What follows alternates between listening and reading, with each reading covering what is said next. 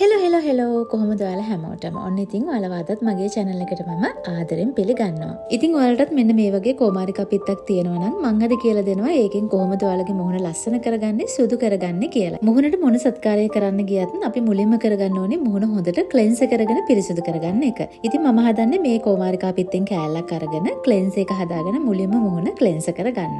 ඉතින් ක්ලෙන්ස් එක හදන්න මම භාවිතා කරන්නේ මෙතෙන්දි ෆ්‍රෙෂ් මිල්ක්. ඉතින් ඔයාලට ෆ්‍රෙෂ් මිල්ක් නැත්නම් ඔයාලට පුළුවන් මෙතෙන්දි පොල් කිරි පාවිච්චි කරන්න.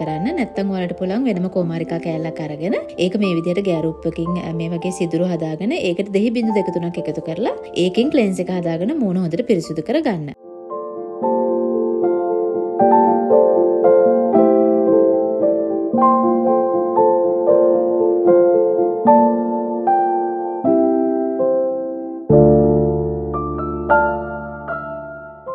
ඉතින් කොමාරිකා පිත්තට වෙනම දානවට අමතරව මම වෙනම කිරි අරගෙන තියාගත්තා. ඊට පස්සේ මදි වෙනකොට මම ඒකේ පොඟවල අරගෙන ආපහු මූණ හොඳට මේ විදිහට ක්ලෙන්ස් කරගත්තා. ඉතින් ඔයාලගේ මූණ ගොඩක් කුරුලෑ තියෙනවා නම් කිරි පාවිච්චි කරන්න නැතුව ඔයාලට පුළුවන් දෙහි වලින් මේ විදිහට මූණ හොඳට ක්ලෙන්ස් කරගන්න.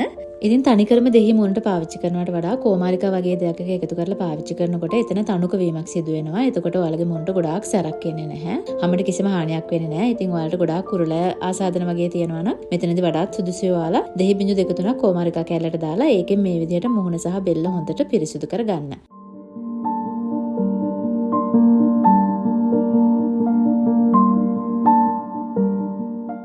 ඉතින් ඔයාලට පුළුවන් මේක සාමාන්‍ය වතුරෙන් හොදලා දාන්න. නැත්නම් මේ විදිහට අහමට හානියක් නොවන රෙදි කෑල්ලකින් ඔයාලා මේක පිහදලා අයින් කරන්න. මම මේ වෙලාවේ මේක පිහදලා අයින් කරා. පිහදලා අයින් කරලා ඊට පස්සේ මම සාමාන්‍ය වතුරෙන් ගිහලා හොදගෙන ආවා.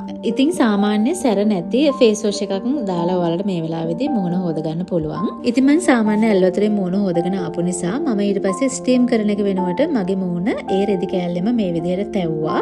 ඉතින් ඔයාලට පුළුවන් තවන්න නැත්නම් ස්ටීම් කරන්න. මම දකින්නේ තවන එක තමයි ගොඩාක්ම ප්‍රතිඵලයක් දෙන්නේ කියලා මුහුණට. ඒකෙන් පෝසස් හොඳට ඕපන් වෙනවා. ඒ වගේම බ්ලැක් හෙඩ්ස් වයිට් හෙඩ්ස් තියෙනවා නම් ඒව හොඳට බුරුල් වෙලා අපි ස්ක්‍රබ් කරන වෙලාවට ඒව හොඳට ගැලවිලා සුද්ධ වෙලා අයින් වෙනවා. ඉතින් තවන එක තමයි ස්ටීම් කරනවට වඩා ගොඩාක්ම හොඳ විදිහට මගේ දැනීමෙන් මම දකින්නේ. ඉතින් මම ගොඩක් වෙලාවට ස්ටීම් නොකර තවන එක තමයි කරන්නේ මගේ මුහුණ. ඉතින් ඒ විතරක්ම නෙමෙයි මේ විදිහට තවනකොට බ්ලඩ් සර්කියුලේෂන් එක ලේ ගමනාගමනය හොඳට මුහුණේ වැඩ කරනවා. එතකොට මුහුණ හොඳට ෆ්‍රෙෂ් වෙනවා. ඔයාලට පේනවා ඇති අපි තාම ක්ලෙන්ස් එක විතරයි පාවිච්චි කරේ. නමුත් මුහුණට ලොකු එළියක් දැනටමත් ඇවිල්ලා තියෙනවා. ඉතින් ක්ලෙන්ස් එකෙන් මේ තරම් ලොකු එළියක් එනවා වගේම තව තියෙනවා මසාජ් එකක්, ඒ වගේම ෆේස් පැක් එකක්. මේ දෙක කරාට පස්සෙම ඔයාලට බලා ගන්න පුළුවන් මේක කොයි තරම් වටින සත්කාරයක්ද කියලා.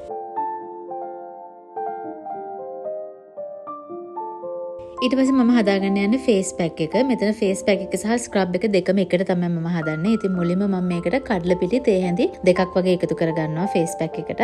ඊට පස්සේ කඩල පිටිත් එක්ක මම එකතු කරගන්නවා මෙතනට කෝපි පවුඩර්. ඉතින් කොෆි ඔයාලට ඕනෙම කොෆි වර්ගයක් මෙතනදී එකතු කරගන්න පුළුවන්. සාමාන්‍ය හරිස්චන්ද්‍ර පොඩි පැකට් එක හරි නැත්නම් නෙස්කැෆේ එක හරි ගෝල්ඩ් කොෆි එක හරි මෙතනදී ඔයාලට එකතු කරගන්න පුළුවන්.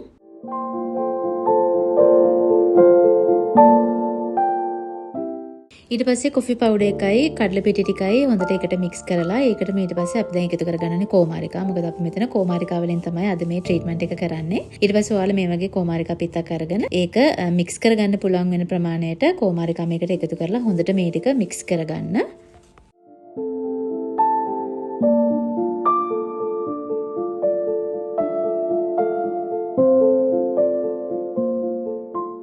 මේක ඇත්තටම ටික වෙලාවක් යනකම් හොඳට මික්ස් කරන්න ඕනේ. එතකොට තමයි ගානට පේස්ට් එකක් විදිහට හැදෙන්නේ. ඔයාලට මේක ගොඩාක්ම හොඳයි ක්ලෙන්ස් එක කරන්න කලින් මුලින්ම ෆේස් පැක් එක මේ විදිහට හදලා තියෙන එක. එතකොට කොමාරිකා එක්ක මේ ටික හොඳට මික්ස් වෙලා කඩල පිටි එකත් හොඳට පෙඟිලා කොෆි ටිකක් දිය වෙලා ලස්සනට මේ වගේ හොඳ ක්‍රීමි ටෙක්ස්චර් එකකට එනවා. ඉතින් ඔයාලා මුලින්ම ෆේස් පැක් එක හදලා තියාගන්න එක තමයි වඩාත් සුදුසු. ඉතින් ඊට පස්සේ ඔයාලා මේ හදාගත්ත ෆේස් පැක් එක මුහුණේ සහ බෙල්ලේ හොඳට ඇප්ලයි කරන්න. ඉතින් කෝපි කඩල පිටි කියන්නේ ඉතාමත්ම ලෙහෙසියෙන් හොයාගන්න පුළුවන් අමුද්‍රව්‍ය දෙකක් හින්දා තමයි මම මෙතනදී මේක පාවිච්චි කරන්නේ. ඉතින් කෝපි වලින් සහ කඩල පිටි වලින් ස්කින් එකට ලස්සන ග්ලෝ එකක් ගන්න පුළුවන්. ලස්සන ෆෙයාර් ස්කින් එකක් ගන්න පුළුවන්. ඉතින් මේකත් ඒ වගේම තමයි ලස්සන ගෝල්ඩන් කලර් එකක් එනවා. මේක ගාලා ඉවරනාට පස්සේ ඔයාලට තේරෙයි මේක ගාලා වේලුනාට පස්සේ මේ ෆේස් පැක් එකේ ලස්සන ගෝල්ඩන් කලර් එකක් තමයි පේන්න තියෙන්නේ. ඉතින් මම මේ පැක් එක ගාලා විනාඩි 45ක් හිටියා. ඉතින් විනාඩි 45කට පස්සේ මෙන්න මේ විදිහට පැක් එක හොඳට වේලිලා මූණට හොඳට ටයිට් වෙලා හිටිනවා. ඊට පස්සේ ඔයාලා මේක කවාකාරව ස්ක්‍රබ් කරන ගමන් තමයි මූණෙන් අයින් කරන්න ඕනේ. ඉතින් මුලින්ම මේක ටයිට්නස් එක අඩු කරගන්න ඕනේ, නැත්නම් හැම හැදෙන්න පුළුවන්. ඉතින් මම වතුර එකකින් මේ විදිහට හොඳට පැක් එකේ ටයිට්නස් එක අඩු කරගත්තා. ඊට පස්සේ තමයි මම මේක ස්ක්‍රබ් කරලා අයින් කරේ.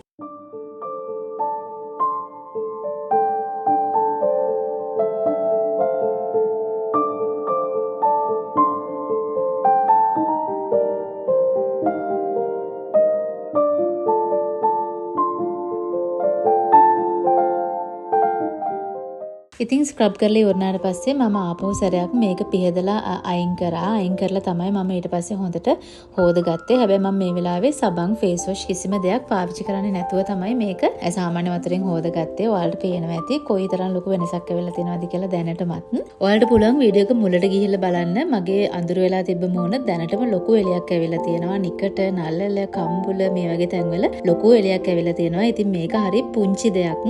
ලොකු දේවල් අවශ්‍ය වෙන්නේ නැහැ අපිට ලස්සන වෙන්න. ඉතින් ඔයාලට මේ සත්කාරය සතියකට දෙපාරක් වගේ කරන්න පුළුවන් නම් ලොකු පැහැපත්කමක් ඔයාලගේ මුහුණට ගන්න පුළුවන්. ඉතින් ක්ලෙන්ස් එක කරා, ස්ක්‍රබ් එක, ෆේස් පැක් එක පාවිච්චි කරා. ඉතින් දැන් ඊළඟට මම හදන්නේ මසාජ් ක්‍රීම් එක හදාගන්න. ඉතින් ඒකටත් මම ඒ කෝමාරිකා පිත්තේ අග කොටස තමයි එකතු කරගන්නේ. මොකද අග කොටස ලපටි නිසා මේක කෑලි හිටින් නැති වෙන විදිහට හොඳට යුෂ ටික අයින් කරගන්න පුළුවන්.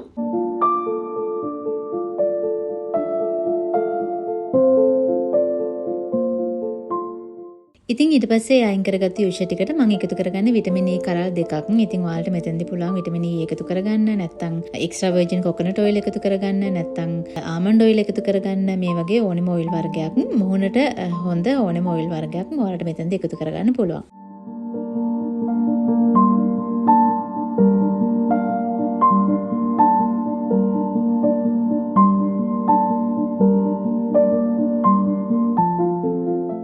ඊට පස්සේ මේක හොඳට මූණ හැමතැනම ආලේප කරන්න. මූණේ සහ බෙල්ලේ ආලේප කරලා සාමාන්‍යයෙන් පැය කාලක් විනාඩි 20ක් වගේ ඔයාලට පුළුවන් මූණ හොඳට මසාජ් කරන්න. ඉතින් මමත් විනාඩි 20ක් වගේ කාලයක් මූණ හොඳට මේකෙන් මසාජ් කරා. කොමාරිකා ජෙල් ටික හොඳට මූණට ඇබ්සෝබ් කරගන්නකම්, ඔයිල් ටික හොඳට මූණට ඇබ්සෝබ් කරගන්නකම් හොඳට මගේ මූණ මම මසාජ් කරා.